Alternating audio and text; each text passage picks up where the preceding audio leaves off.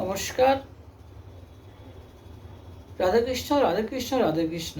আজকে আমি শ্রী শ্রী চৈতন্য চৈতামৃত আদি লীলা চতুর্থ পরিচ্ছদের কিছু ভাবার্থ পাঠ করছি।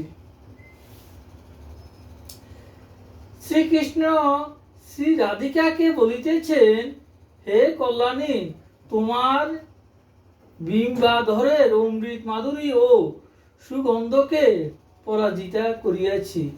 তোমার বদনে পঙ্কজ সৌরভ, তোমার বাক্য কুহুধ্বনির গর্বহরণ করিয়াছে। চন্দন স্নিগ্ধ অঙ্গবতী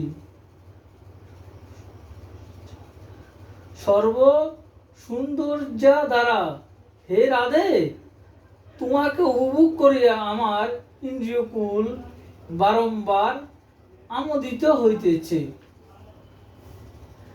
কংসারী শ্রীকৃষ্ণের রূপে লব্ধ নয়না, স্পর্শে রোমাঞ্চিত গাত্রা, বাক্য শ্রবণে উৎকণ্ঠিত কর্ণা, অঙ্গগন্ধে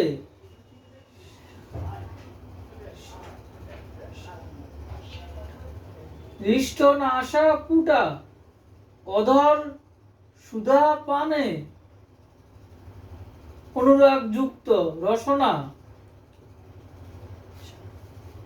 লজ্জা নম্র মুখ পদ্ম বিশিষ্টা, কপট মহা ধৈর্যশালিনী, কিন্তু বাহিরে স্পষ্ট বিকার দ্বারা আকুলা শ্রী রাধিকাকে স্মরণ করি।